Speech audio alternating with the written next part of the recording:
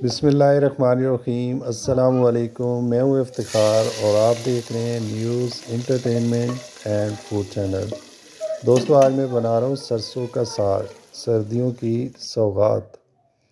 یہ سرسوں کا ساگ میرا ایک دوست گاؤں سے اسپیشل آیا ہے۔ یہ دیسی سرسوں کا ساگ ہے اور اس کو سرسوں کی گندلیں بھی کہا جاتا ہے۔ اس کو صاف کرنے کا طریقہ یہ ہے کہ آپ نے اس کی بڑے شاخیں اور پتے الگ کر دینے۔ ایک ہاتھ میں پکڑ کے دوسرے ہاتھ کی انگلیوں سے آپ اس کو کھینچیں گے تو بڑے پتے الگ ہو جائیں گے۔ چھوٹے نرم پتے اور کونپلیں الگ نہیں کرنی، ان کا ساگ میں بڑا اچھا ٹیسٹ آتا ہے۔ دوستو، سرسوں کے ساگ کے بے شمار فوائد ہیں۔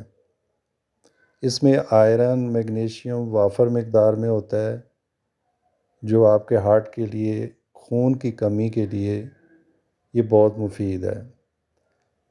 یہ آپ کی باڈی میں قوت مدافعت کو بڑھاتا ہے، بیماریوں کے خلاف لڑنے کی جو طاقت ہے اس کو بڑھاتا ہے۔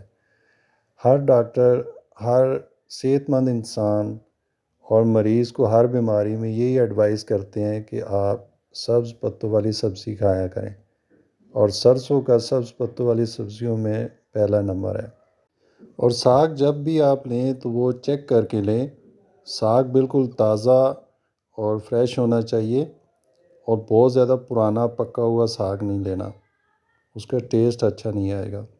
ساگ کو اچھی طرح میں نے کاٹ لیا ہے، اور اب آپ نے اس کو پانی سے اچھی طرح دھو لینا ہے۔ کھلے پانی سے 2 سے 3 دفعہ آپ نے دھو لینا ہے، تاکہ اس میں اگر کوئی مٹی وغیرہ ہے تو وہ الگ ہو جائے۔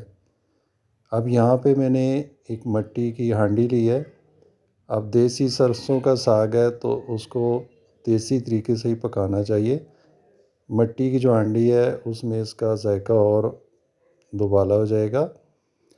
2 گلاس پانی کے ڈال دینے، اور اس کو 30 سے 40 منٹ آپ نے اس کو ابال لینا ہے۔ 20 منٹ کے بعد آپ دیکھ رہے ہیں کہ یہ گلنا شروع ہو گیا ہے۔ 20 منٹ مزید اس کو اور پکا لینا ہے، اور آپ دیکھ رہے ہیں کہ اس کی کوانٹٹی بھی کم ہو گئی ہے، اور یہ کلر بھی لائٹ ہو گیا ہے، اچھی طرح گل گیا ہے۔ پانی سارا خشک نہیں کرنا، اور اب آپ اس کو ایک پرات میں نکال لینا ہے اور سائڈ پہ رکھ دینا ہے تاکہ یہ ٹھنڈا ہو جائے۔ اب یہاں پہ آپ نے مسالہ تیار کر لینا ہے۔ 1 کپ گھی آئل ڈال دینا ہے، ایک بڑا پیاز کاٹ کے ڈال دینا ہے، اس کو گولڈن براؤن کر لینا ہے، اور 2 چمچ لہسن ادرک کا پیسٹ ڈال دینا ہے، اور 1 چمچ گرم مسالہ، 2 بڑے سائز کے ٹماٹر، اور 1 چمچ ہلدی پاؤڈر، 1 چمچ لال مرچ پاؤڈر، اور نمک حسب ذائقہ، 1 چمچ دھنیا پاؤڈر ڈال دینا ہے، اور ہری مرچ 3 سے 4 عدد کاٹ کے ڈال دینی ہے۔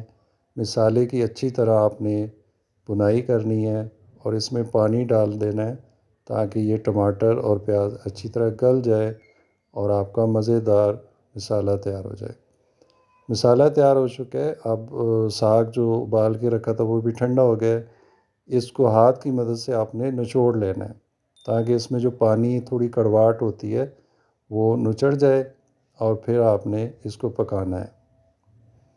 یہ سارا ساگ اچھی طرح میں نے نچوڑ کے ہانڈی میں ڈال دیا ہے۔ اب آپ نے اس کو جو مسالہ تیار کیا اس میں اچھی طرح مکس کرنا ہے اور پکانا ہے آپ نے۔ 10 منٹ پکانے کے بعد آپ نے اس کو گھوٹ لینا ہے۔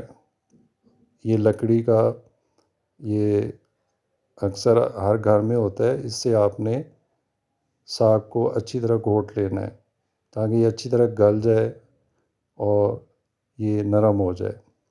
اب اس کو مزید آپ نے پکنے کے لیے چھوڑ دینا ہے۔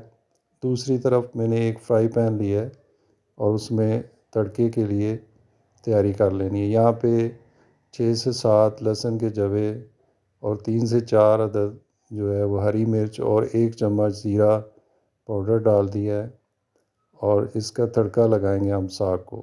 3 سے 4 منٹ میں یہ فرائی ہو جاتا ہے، اور اب اس کا تڑکا لگانے کے لیے اس کو آپ نے ساگ میں ڈال دینا ہے۔